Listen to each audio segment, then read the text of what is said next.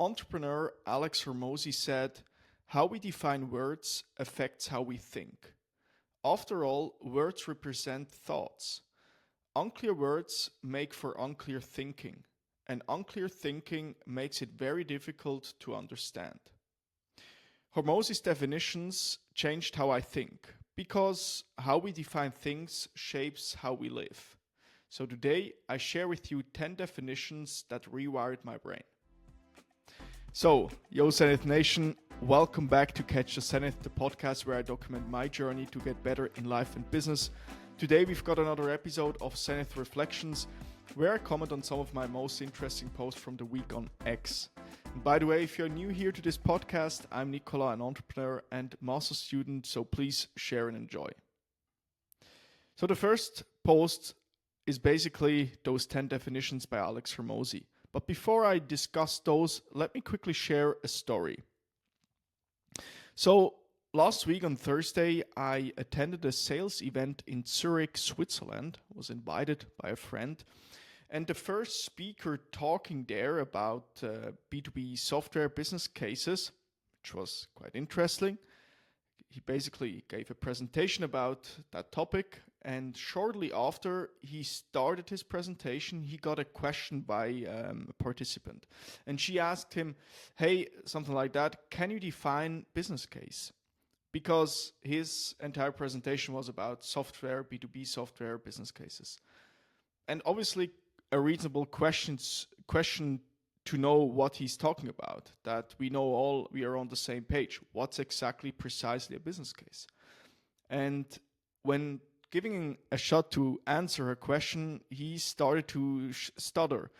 He said can't remember exactly, but it was not that easy to answer that question. And so he tried to define it. However, from my perspective, it was not very satisfactory. And then shortly after, he continued without confirming if everybody understood what he would talk about. And I'm not denigrating his entire speech. Quite frankly, the opposite. Many things were very interesting. I took many notes, and he had reason to assume that the audience knew what a business case was, as almost all of them were account executives in B2B software or software as a service companies. But for a noob like me, it was not introduced well to the topic. And this situation basically confirmed one more time two observations I've made in the past. The first observation is most educators, speakers, and everyday people as well assume in many interactions that the person they are talking to knows the words they are using. So they're assuming if you say, for instance, happy, everybody understands what is happiness. Or if you say patience, they assume you understand what patience is. Second, my second observation, how we define words affects how we think, and how we think affects what we do. If we understand the wrong thing, we do the wrong stuff. So if we understand wrong things, like for instance, in a business context, what is a lead and how do we define a lead, can hugely impact how we approach that topic. And just to give you already now two definitions. What is a lead? A person you have means to contact in a business context. But what actually is interesting, what we want are engaged leads, a person who has indicated interest in the stuff you sell. Those two definitions are by Alex Hormozy. And again here, it's very important to be precise what we are talking about, because after all, or once we have that properly in place, we know what we are dealing with. Now, building up on those two observations I just outlined, I saw many super smart and successful entrepreneurs out there who are high performers when it comes to running a business, but are super bad when it comes to teaching business concepts. And one entrepreneur who bridges this gap is Alex Hormozy.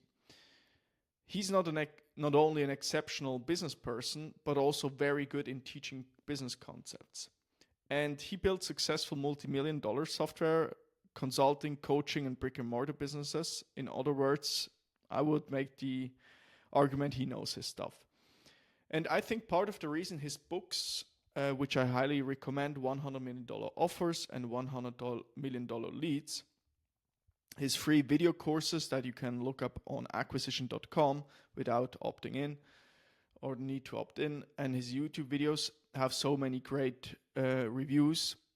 Part of the reason why they have so many great reviews is because he uses language that he and the consumer of that content understands.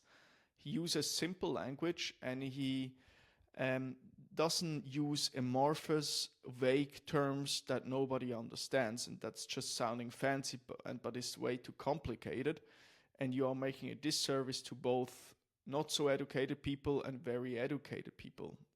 Obviously, not so educated people or people who are not that smart have harder times to understand the stuff.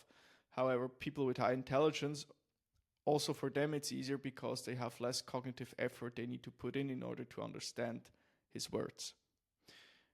Put simply, I think there are three components to why people like his content. The first one I just mentioned already, he avoids using amorphous, vague words. He uses clear words that he understands and he has properly defined. Second, just said the key buzzword, he defines words upfront by using a behavioral approach. Basically, he asks, for instance, what needs to occur that we ascribe someone as patient, for instance, and then tries to devise a definition that operationalized the word. So, let me quickly explain. There are a lot of words out there that have like a generic definition, but we can't really put that into practice.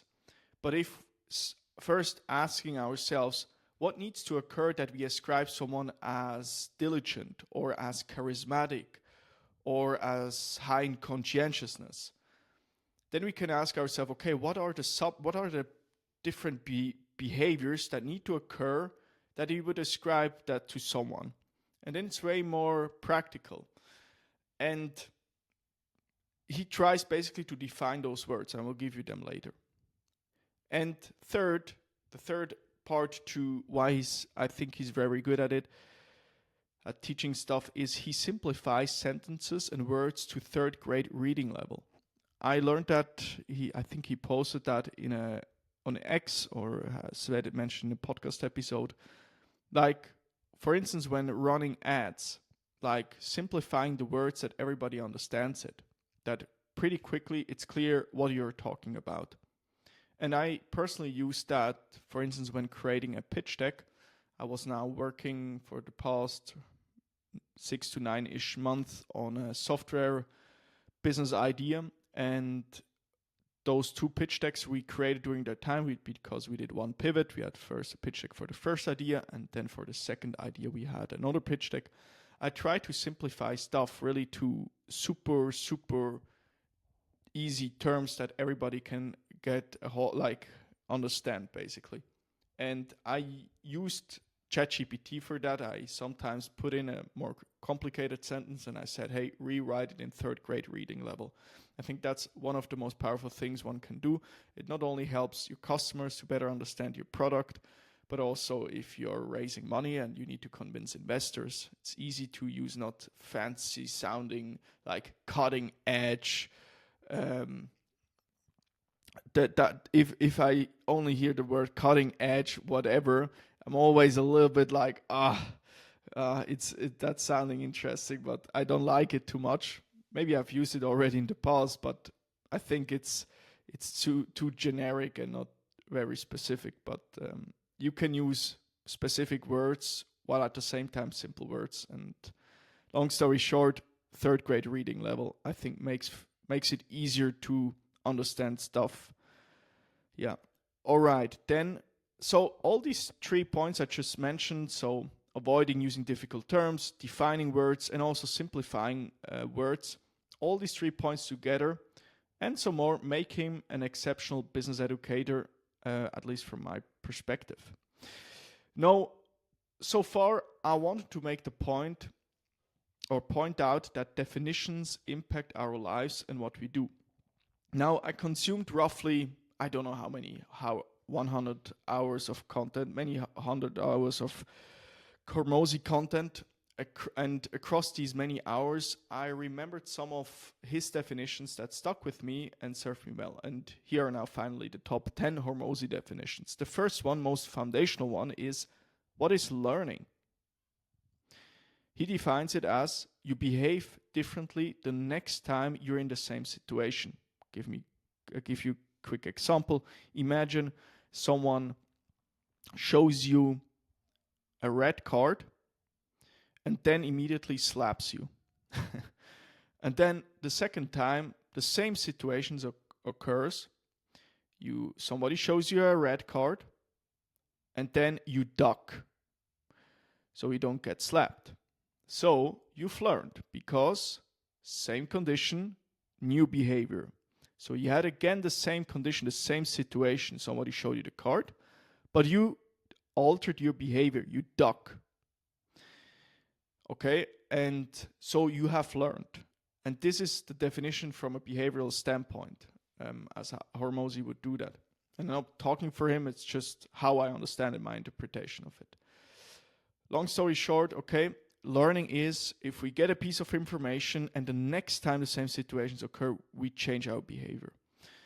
Now, the next definition is intelligence. How do we define intelligence? That is the rate of learning, how quickly you learn. In other words, the measurement of how quickly you change your behavior in the same situation. So before, I mentioned this example with somebody shows a red card, you duck. Now, in case you duck after the first time, like if basically you got the first time the red card and then again, second time somebody shows you this red card and you duck, I would make the assumption that you have high levels of intelligence, at least from a behavioral standpoint. However, if you change your behavior after the 10th time that someone shows you this red card, you have maybe lower levels of intelligence. So long story short, intelligence is how quickly can you adapt, how quickly can you change your behavior.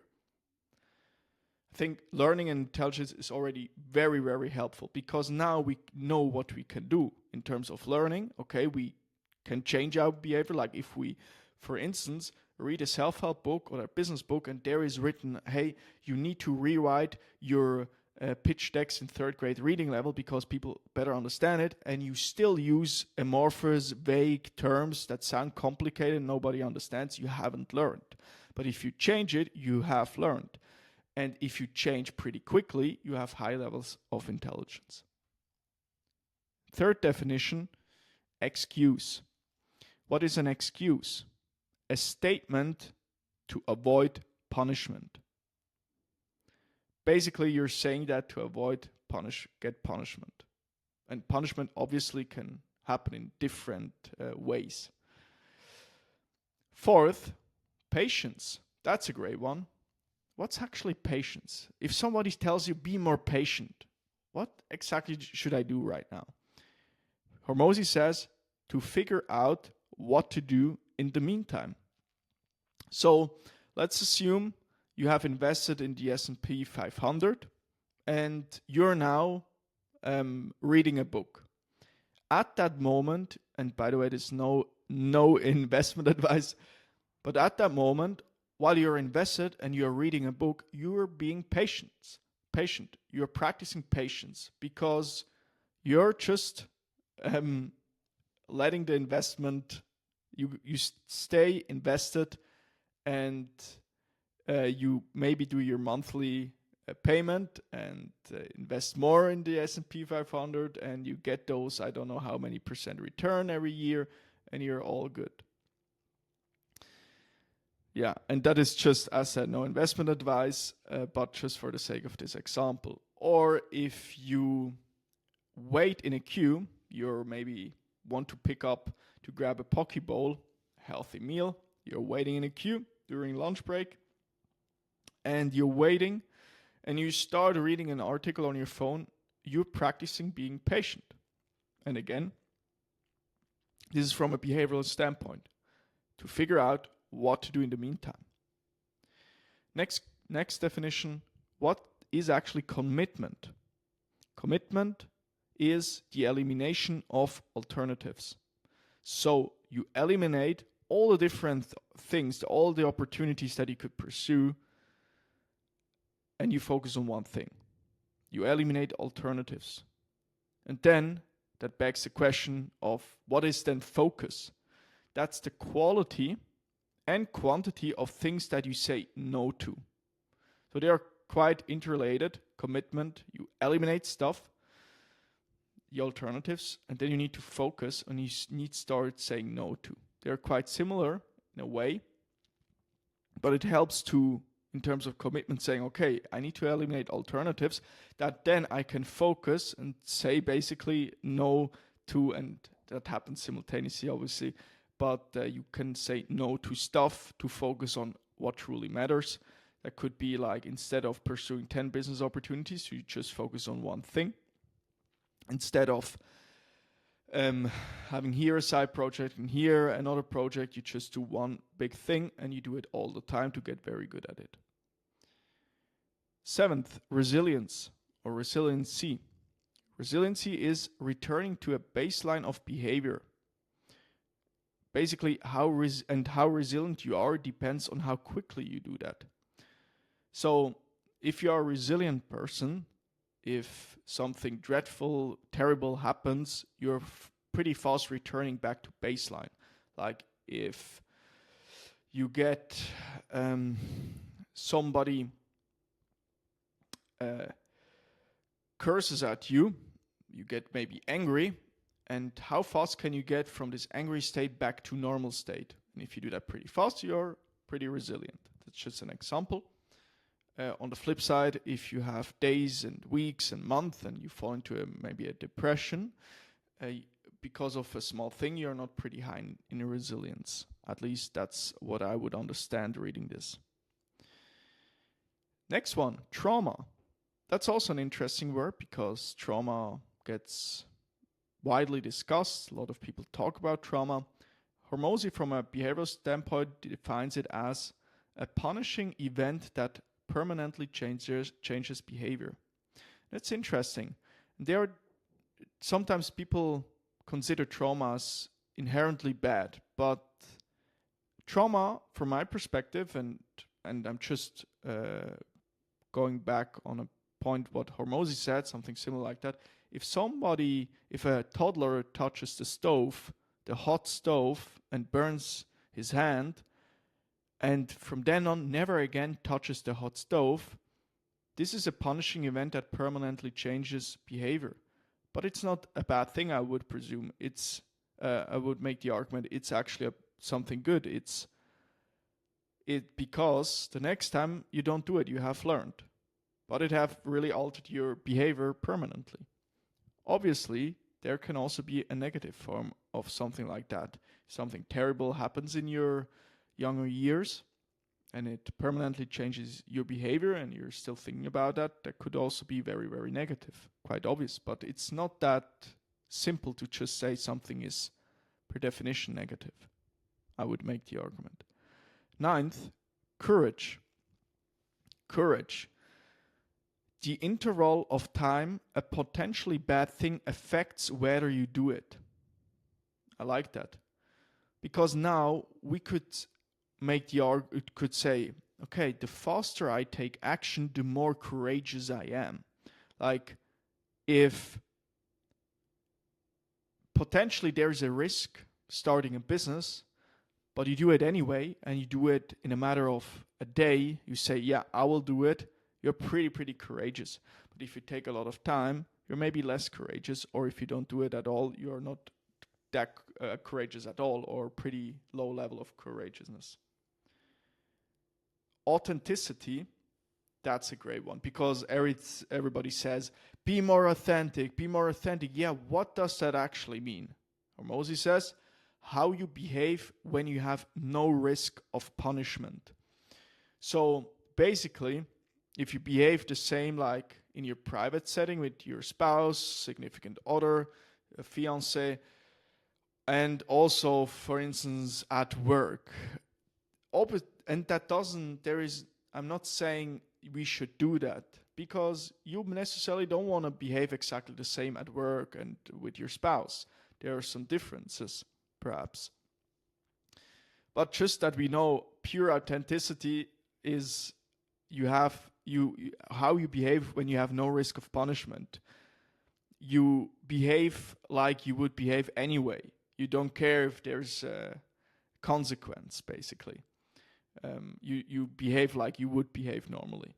And I found that just interesting. And again, there's some like levels of authenticity. Maybe at work, you're at certain times when maybe talking to your boss a little bit less authentic. You wouldn't curse around like when you're around with your friends.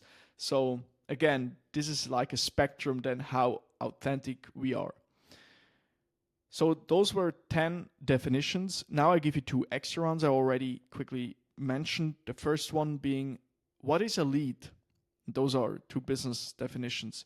A person you have means to contact. If you can contact someone via your Instagram account or LinkedIn profile, then this person is per definition a lead, according to Hormozy.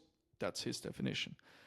And then the second one, what is an engaged lead? And that's actually what we want. We want engaged leads. We want a person who has indicated interest in the stuff you sell. So if we sell a service, let's say personal gym coaching in Switzerland, and there's someone on your Instagram or on LinkedIn that liked your posts about outlining how you're eating, they have to a certain degree indicated interest in the stuff you do, maybe also in the stuff you sell, and maybe you can reach out then to them. And it's good that we again delineate between, okay, a lead is someone you can contact, and an engaged lead is someone who indicated interest. Maybe they send you a DM and say, hey, what's that, what you're doing here? And that's very helpful to know what we are optimizing for, and that are engaged leads. And there's, by the way, a great book that explains way better than I just did, called $100 Million Leads. That's the number 1 book I always recommend when it comes to marketing or getting people know about your stuff you sell. I highly recommend that. Now, here's a quick conclusion. So, as someone who struggled to comprehend life and concepts, Alex Hormozy helped me to understand the world better. And it all starts with knowing what we are talking about. So, I make the argument, let's start with a proper definition first and then tackle the rest. And I say that's something because I did many times a mistake in the past, not defining words properly, and perhaps I still do it from time to time. But I just thought that's very inspiring to get first clear. Hey, when I'm saying something like happiness, what's actually happiness? Because I'm not sure right now if I could define happiness, quite frankly. So, and Hormozy largely uses language that he personally understands, and I found that very inspiring. Now I give you a quick bonus lesson I also picked up from Hormozy, and I thought that would be valuable to you as well. So, a lot of people struggle with understanding vague advice, like if someone tells you on the internet, on YouTube, be more confident, be more patient, but it's hard to actually act on that, especially, let's say you're a kid or someone just starting out, or in general, you just don't know those words. You don't know how to define them. But if you break it down into simple, clear behaviors, it suddenly becomes something people can do. So, give you an example. Instead of telling someone, hey, Jack, be more charismatic. Instead of saying be more charismatic, you could say, hey, when you enter a room, you smile and shake everyone's hand. Or look people in the eye when you talk to them. Or show you're listening. While somebody's telling you something, you nod and say, yeah, okay, interesting.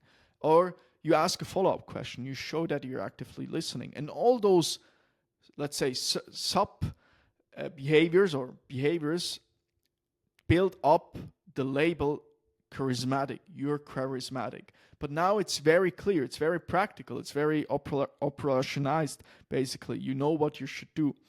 So all these small concrete actions, all these are small concrete actions, and together they build up what people call charisma.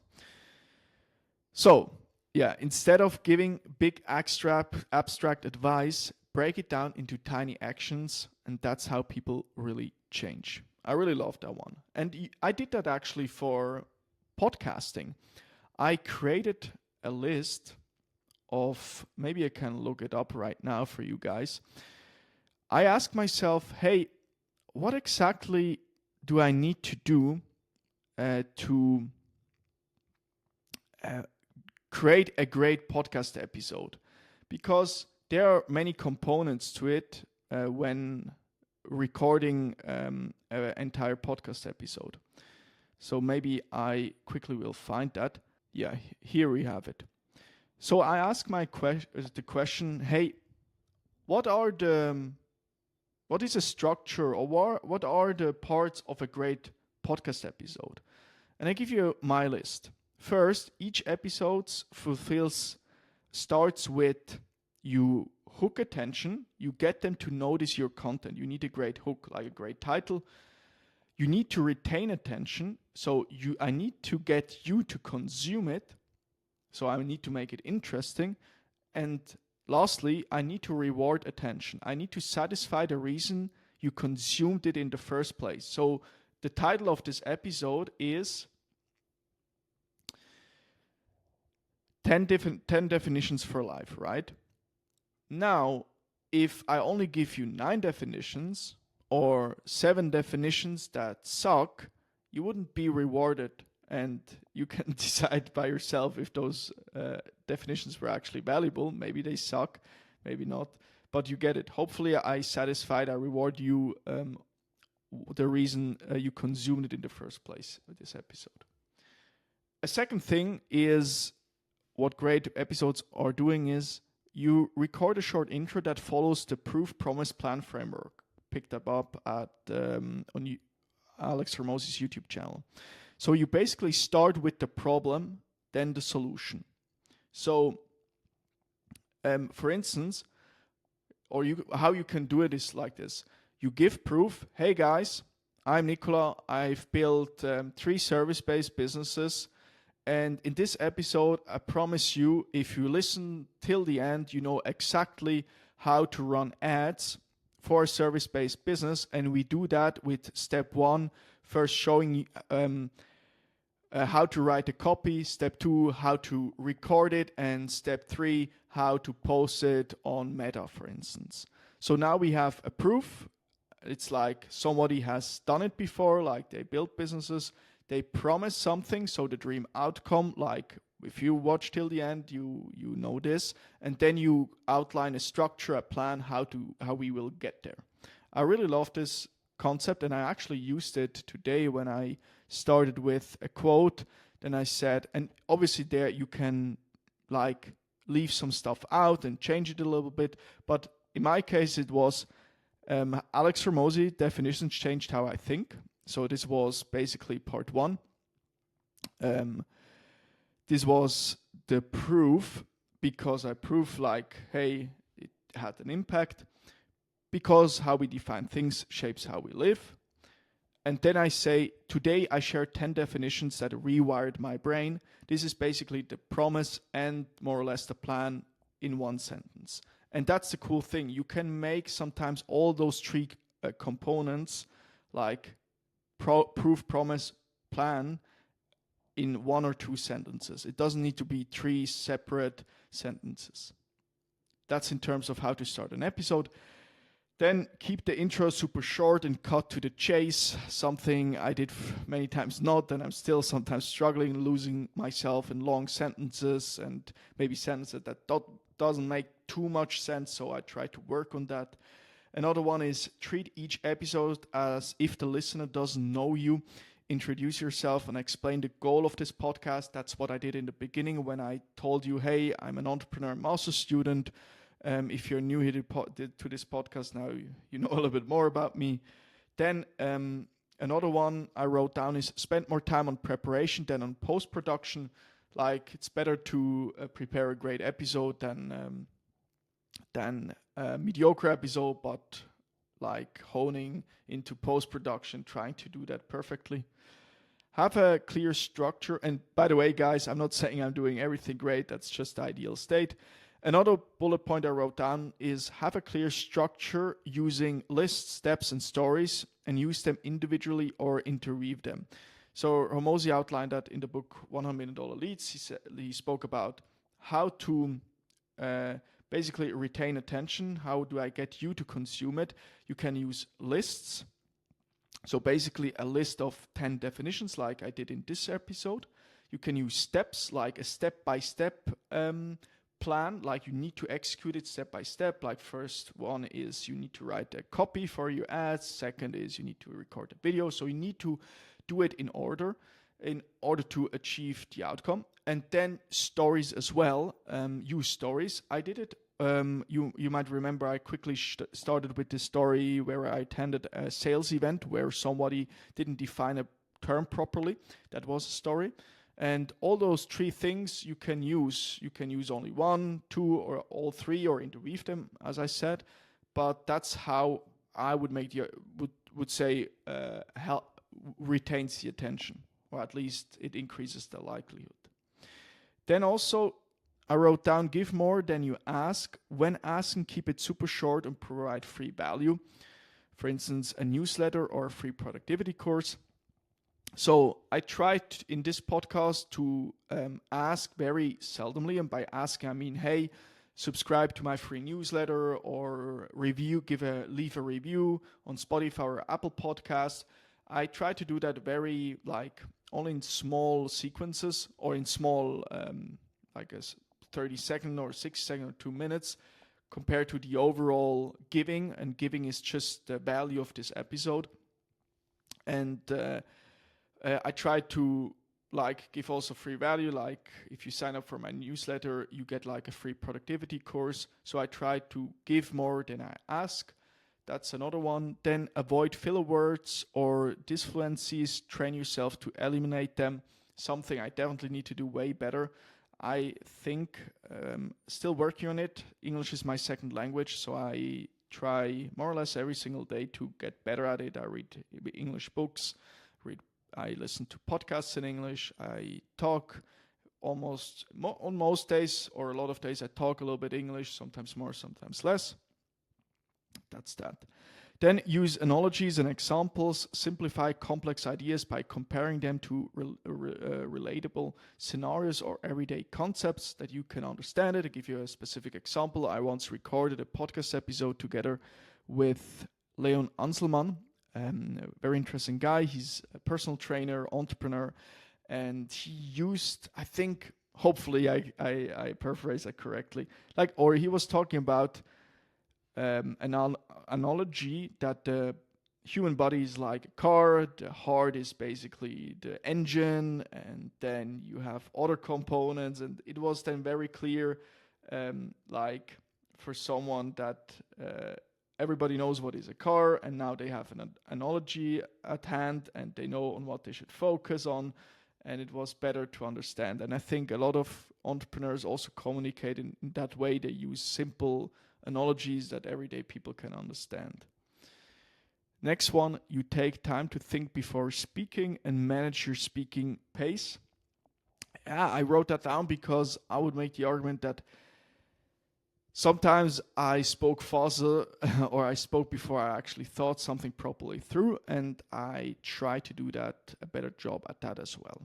Then re-listen to old episodes and spot flaws and improvement opportunities. Yeah, something I did from time to time. I listened to old episodes and I realized, I said way too many times or I had some awkward tics that were not natural to the conversation. Next one is be authentic. Say what only you can say, because nobody can compete with you in being you. I think Naval said something, Naval Ravikant said something similar. Now we know, by the way, what is being authentic. Again, let's recap how you behave when you have no risk of punishment. So this is also something, especially if you look at, let's say, a Joe Rogan or Chris Williamson. I very much feel like they are pretty authentic. Also Jordan Peterson, because I really feel those folks, they say to a large degree what they think is true. And that's, I think, something which I very much value. Then treat podcasting like a professional, hire coaches, analyze past episodes, and learn constantly. I would say something I'm not currently optimizing for, because podcasting is more like a hobby right now, a reflection tool for myself, that I think about ideas and share my mistakes and some lessons and things I'm learning. So maybe in future, if I want to go big, right now I just show up consistently and try to keep an open mind and get better in life and business. And lastly, end your episodes with key takeaways and free value, and maybe and reward them with a bonus. Basically, I want to satisfy the reason you consumed this piece of content in the first place. And this is like when I would go back to those 10 definitions, I would make a quick recap. Hey guys, we just had a quick story in the beginning. I wanted to make the argument that definitions are super helpful before we talk about everything else. And then some of the most impactful definitions were learning, intelligence, and patience. And we concluded with start with the definition first. That could be like some takeaways. All this to say that, and that's actually a good wrap up for the first post I wanted to discuss, is, hey, let's start with a proper definition first. All right, guys. Now let's move on to the next post I want to discuss. That was actually a pretty long one. Hope you're still with me. The next one is one I came across in a podcast episode of, I think Alex Hormozi said it in an interview with Chris Williamson, and I think also in one of his presentations. It was the top 3 traits of ultra successful people. The first one is superiority complex. So they think they are better than other people. Trait 2 is massive insecurity. So they feel they are like never enough. And the third one is impulse control. So they can focus on one thing without getting distracted. And I found an interesting article written by Chesenia and Soto, was published on August 24, 2023. And the title is Day 9, the 3 traits of ultra successful according to Alex Hormozi, and how you can use it to crush your entrepreneurial journey. And let's quickly go through that, and let me quickly read that article to you. You can also look it up in Google. So this person wrote, what does it really take to succeed? I think deep down we spend our time looking for the answers in books, habits, routines, etc. But what if it's deeper than putting some oil in your coffee? Alex Hormozi, one of the greatest entrepreneurs of our generation, did a bit of digging, and he realized that not all successful entrepreneurs eat well, sleep 8 hours, and do ice baths. So he dug a little deeper and found 3 common traits among the ultra successful, and I'm going to share those traits and how you can think about adding them to your entrepreneurial journey to create success on your terms. Quick side note here, guys. I think Hormozi has it from one study or one survey. I don't know exactly, but from somewhere. All right, let's continue. Trait 1, superiority complex. Ultra successful entrepreneurs think they are better than everyone else and that they deserve more. While you may be thinking this trait sucks and sounds narcissistic, I believe you can adopt this and turn it into a positive superpower. As an entrepreneur, you are most likely looking to create real positive change in the world. And for that to happen, you need to be confident in your offer, service, and self. There should be this deep belief in yourself to not only create something great, but also be a great, authentic leader. That happens over time by putting in the reps and building trust with yourself. The question becomes, what action do you need to take now to create unstoppable belief in yourself to go next level in your life and work. Second trait, massive insecurity. The ultra successful fear that they will never be enough. Some may see that as running towards more because nothing they do feels good enough, but I see a lesson in that. Sometimes moving towards pleasure isn't enough. It certainly doesn't seem to be enough for most entrepreneurs as the rate of success is still insanely low. What if the answer is using both pleasure and pain to create the life and business of your dreams? Sit and do some thinking. What would be the worst possible situation for your life, and how would you feel about yourself if you didn't go after your dreams or goals? Find the yin and yang of moving away from your pain and moving towards your pleasure. Think balance for what you need. Trait number 3, impulse control. The ultra successful can delay gratification and stay focused on the main goal. Now, this one sounds more like something we should all embrace more of and is needed as studied trait of those successful in life. Look up marshmallow test. The truth is, most amazing things in life take time. Losing weight, building muscle, successful businesses, social media followings, quality relationships, etc. It takes consistent effort and refinement over time. But if you were focused, consistent, and taking massive action daily, who you could be and what could you create in the next 3 to 5 years? A quote by Alex Hormozi: "Many people spend years waiting to do the first hour." Stop waiting for the perfect circumstances to create your version of success. Make a decision on a goal, get clear about what you don't want so you can avoid it like the plague, play the long game, and have massive belief in yourself. Very much love this. So, main takeaway here is top 3 traits of ultra successful: superiority complex, hard word, massive insecurity, and impulse control. Next one. So, quick question, or not quick story, guys. I recently had a pretty intense conversation or discussion with someone, and this person was pretty harshly criticizing a very famous, successful entrepreneur.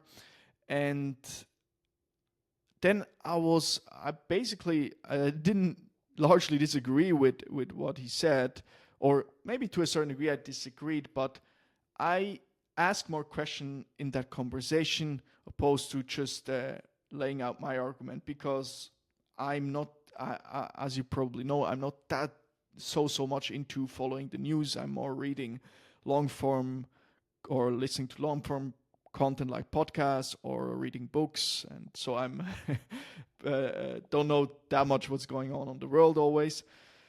But what I started to do there in that conversation, I started to ask questions like, hey, okay, so you're saying this and this and this about this person. How much have you consumed, and where did you consume your information, your news, and did you did you double check it, and so on and so forth? And it turned out that this person didn't do a proper due diligence in terms of how much content they consumed. It was actually more like, hey, I saw some snippets online, and based on that, I'm building up my entire belief system. And I thought, okay, that's actually not pretty sophisticated and actually quite shallow thinking. And shallow thinking is the right buzzword, and I quickly want to explain you a concept that is related, and the concept in question is monothinking. And this is what Chris Williamson said in a podcast. Monothinking. You can tell how shallow of a thinker somebody is by, first off, how predictable all of their perspectives are if you only know one thing that they believe. And secondly, how many different incidents they explain with the same phenomenon. So if I know your perspective on gun control, I can accurately predict your perspective on abortion, immigration, the Second Amendment, the First Amendment, and everything related to global politics. You're not a serious thinker because all you've done is put this one C on the says, oh, that's exactly my worldview. Yeah, they will correlate together. People will tend to lean left or right. People lean left or right, and a good amount of that is genetically predisposed. The other thing is, if everything is because of climate change, or everything is because of capitalism, or everything is because of Donald Trump, you're also not a serious thinker because the demand for answers outstrips your supply of them. So you just retrofit the one answer that you have for one thing across absolutely everything else. But for someone to ask themselves the question, okay, so why do I believe that? Like, why do I think that thing? You don't need to do that. You've already done the show of loyalty. You've got acceptance from your own side. And this is why it's so rare to find people that sort of move back and forth left to right. Most people pay an unbelievably high price by doing that, because if you're all the way to the right, or at least you guarantee agreement from one side. Or if you're all the way to the left, you guarantee agreement from one side. But if you're in the middle, you guarantee disagreement. But if you're in the middle, you guarantee disagreement from almost all of both. Ultimately, that's a much harder path. I very love that, because I think the main takeaway is here you have two kind of shallow thinkers. The first one is if you get one piece of information from someone, like someone doesn't like a famous person, and based on that information you can derive all their political beliefs. It's a pretty shallow thinker. And also the second one is if you make one phenomenon or one thing responsible for everything that is worse on this planet, like because everything is bad because of capitalism, you're as well not a pretty sophisticated thinker. And the last takeaway was for me like, hey, or what I found pretty valuable is like being an independent thinker and not subscribing to any ideology, which is a pretty hard existence, but I think it's more sustainable, at least for me, to think like, hey, this particular thing I see like this, and this particular thing I see a little bit different, and that may contradict, but hey, I try to come up with an opinion that I've based on different positions I considered into building up my own argument. Yeah, that's actually what I wanted to say. Like you can have here an opinion, and if you would put that into the framework of an ideology, that would maybe contradict, but because you are not subscribing to any ideology, you can be a value-based, principle-based thinker. And I think that's then the solution I use in my life. I defined my values in my life, and based on those values, they have a large impact on what I think about certain things as well. Obviously, there are other impacts as well, what I read, what I listen to.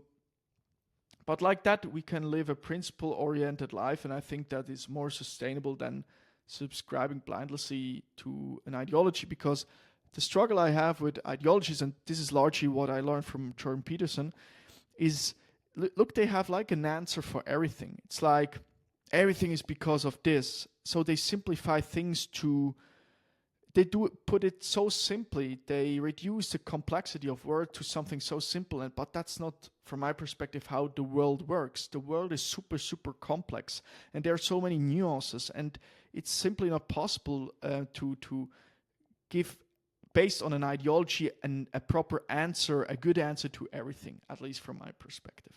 Long story short, now we know what monothinking is, or what a shallow thinker, what the characteristics are of a shallow thinker. Alrighty, and circling back to this discussion I had, I realized that this person is kind of, to a certain degree, a shallow thinker, and I to a certain degree also ignorant, because didn't do a proper due diligence. I just thought it kind of interesting, like criticizing pretty successful people, which is okay. This person can do that, but I try always to see more, or at least I try to do that, to see more, hey, what we can learn from their behavior. whether it's good or bad, if what they did, we can always learn something, and it can be pretty positive. Also, like, it's when somebody does something negative, you also can learn that, okay, that's what I shouldn't do. And sometimes it's even better to know what you shouldn't do instead, as opposed to what you should do. All right, next post. I wrote, I love to listen to long form podcasts in the gym. Within the gym sessions, I'm only allowed to do 3 things. First, obviously working out. Second, listening, but nothing else on the phone, just listening to the podcast. And third, writing down ideas if something pops up. So because I'm in the gym and my dopamine is high, I have sometimes many different ideas for instance, for a podcast episode, or I remember like, oh, I read few years ago this and this, and I need to write it down. I need to remember that. So I write it down immediately in notes or on X, because X, I use the X platform as a notes to self platform to document my journey. And basically those 3-step routine helps me to keep focused and during gym session, and also trains my impulse control. I think that's a very important aspect, because nowadays it's so easy to let yourself distracted while whatever you do, like while working or while working out. I see it in the gym often, like, and also sometimes I did it, like I grab my phone, and maybe I try to do still something productive, but it's still distracting, and that's the thing. Because the main thing during that time should be working out, like in my life at least. I'm not saying what other people should do. I think I should work out as intensely as possible, and at the same time learning something, but it's a deep activity, as you are doing only one thing at a time. You're working out, you're listening to a long form content piece. If we are very technically, still it's doing 2 things at the same time, but since working out, let's say, isn't it's manageable to listen to a podcast, at least for me. Maybe if I don't listen at all, my intensity level would be even higher, and sometimes it is, quite frankly, if I haven't listened to nothing. But I think still it's a great way to focus, because you're not scrolling on Instagram. You don't have so many sensory input from reels or videos you're watching. So it's something that really very much trained my impulse control, because there is always my brain telling me, oh, if someone texted you on WhatsApp or on Slack or send you an email, but then I need to tell my brain, no, I'm not allowed. I'm now working out, and I'm just listening to this wonderful conversation and giving it all while working out. Next post. I wrote, execution over smartness. A smart person will be outperformed by a fool if the latter takes more action. Being intelligent definitely helps, but taking crazy amounts of action helps even more. Work needs doing. So here a quick story. Back in 2022, I started a coaching business. Basically, I helped adults with ADHD, more precise, high performers with ADHD, to become more productive. And when I started, my first month, I did 5.5K in revenue, basically. Not collected, but revenue. 2 clients were on a payment plan. But that was the total revenue value, let's put it like that. And I realized that, okay, I haven't made big money online before, and I'm doing that for the first month of my life, basically. And I did that money, and I thought, okay, it's all about, I don't need to be that smart, because all I did was I executed the materials of another coaching program I bought, like a US coaching program that helped other coaches how to build up their coaching program. And it was super good. And I just executed and worked pretty darn hard. I sent every day my outreaches, my warm outreaches to potential clients. I posted every single day content, 7 days per week. I just did the work, and it wasn't that complicated. That's the cool thing. It's just you need to show up, and that's the hard thing, and that's what I did, and that's ending up getting my 3 first 3 clients, and by no means this is not a lot, and that's not special at all, but it was just an important learning for me, like, hey, you don't need to be super smart, and you don't need to be Einstein, you need to take massive action, and you can compete 99% of people. All right, next post. So, quick story. One concept that was always like following me over the past maybe 4 or 5-ish years was deep work, like the concept of deep work. And quickly, what is deep work? Deep work is when you focus really hard on something important, like doing homework without getting distracted, which helps your brain to get stronger and to do better work. So deep work, do you do one thing at a time, a deep focused work session. That's deep work. And Ali Abdallah, I think, mentioned that back then in one of his YouTube videos. Ali Abdallah is a productivity YouTuber, pretty successful. And this completely changed or impacted how I approach productivity. You do one thing at a time. And that's the first concept, deep work. You get the cognitive demanding tasks done within a deep work session, and that could be a time block from 7 in the morning till 11 in the morning, where you just tackle this, you think deeply about it without any interruptions. So no notifications. But only understanding deep work wouldn't be sufficient. We also, what I also think is important is what is shallow work. And shallow work is when you do easy stuff that doesn't need a lot of thinking, like checking your phone or cleaning your desk, answering maybe emails, WhatsApp, Slacks. It doesn't help you learn much, or do your best work. It's more like, not multitasking, but it's shallow work. It doesn't require so much cognitive effort. You don't need to do those thought.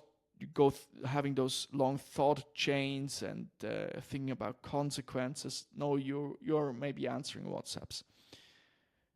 And having said that, now we know what is deep work and shallow work. And by the way, Ali Abdallah is not he didn't came up with that. I think it was more actually the father of that is Cal Newport, and Cal Newport is the GOAT when it comes to focused deep work.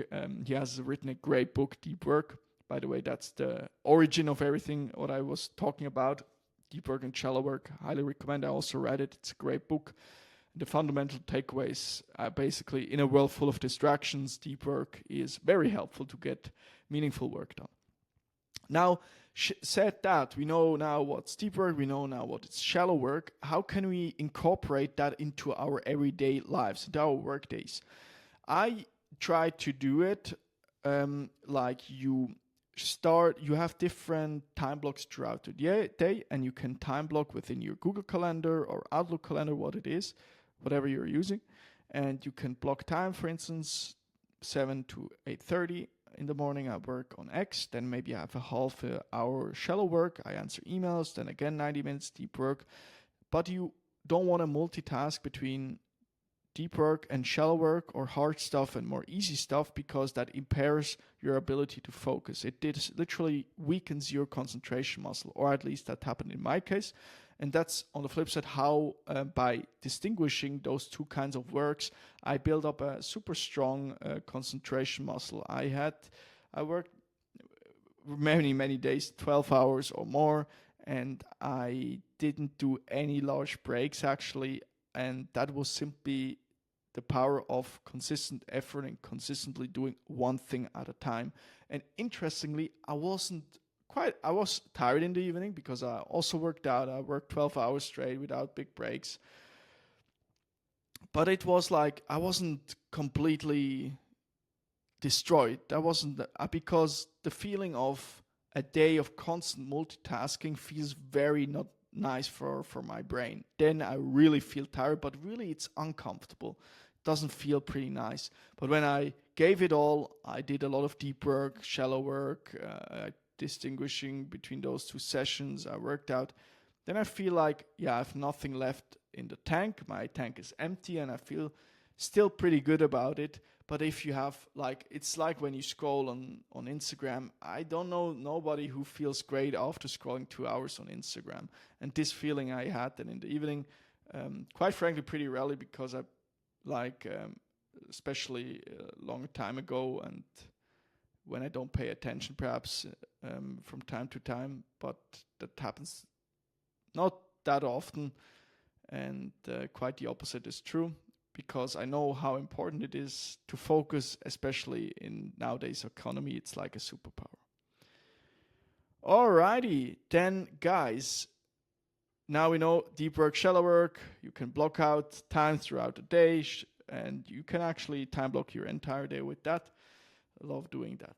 So that's deep work and shallow work. Now the last post for today is a repost.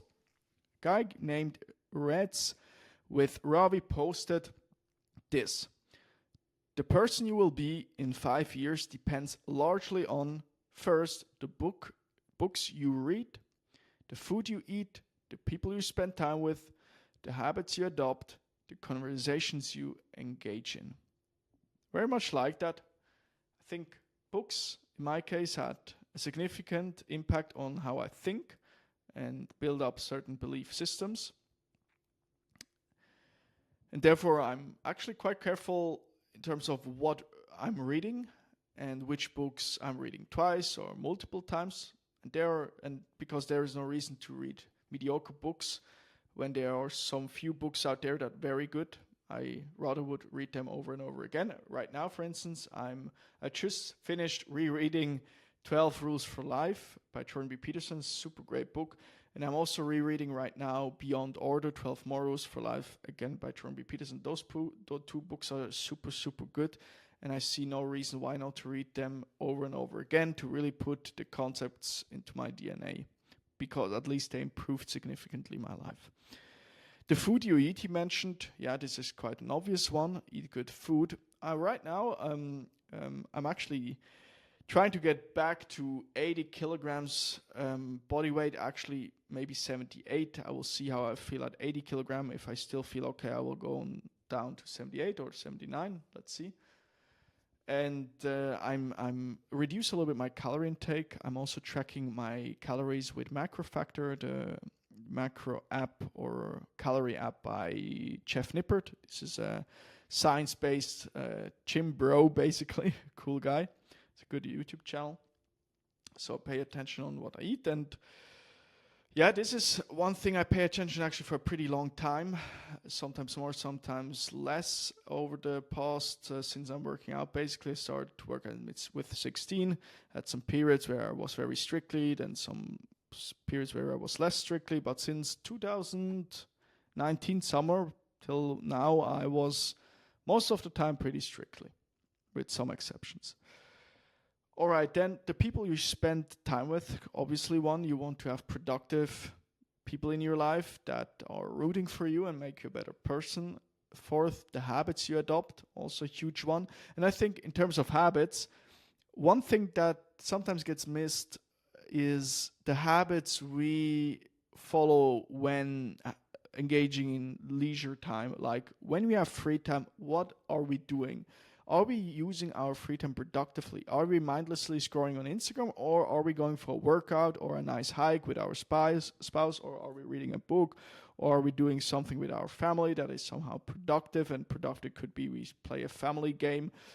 So that's also, I think, an important aspect. Do we use our free time productively with good habits? And the last one is the conversations you engage in. Yeah, they are from time to time. I actually love having longer conversations, deep conversations, and there are definitely some of them that had a great impact on my life. All this to say that, hey, the next 5 years can have a huge impact. Every single day can have an impact, but the longer periods, yeah, or let's put it like that, it's in the end is many small actions accumulated, or let's say if you do a lot of good actions, they start actually to compound. And that's the beauty of getting every day a little bit better. There is this famous graph, I think, showed in Atomic Habits, where you see what happens if you get every single day a little bit better, and every single day a little bit worse. And there is this example, a 1% improvement. If you get for 1%, one single year, or every single day for 1 year, you get better. For 1%, you end up at 31 or 37.78. I think it's 37. Let me quickly check that. Yeah, you are 37.78 times better than you started out. That's incredible, just by getting 1% better at something.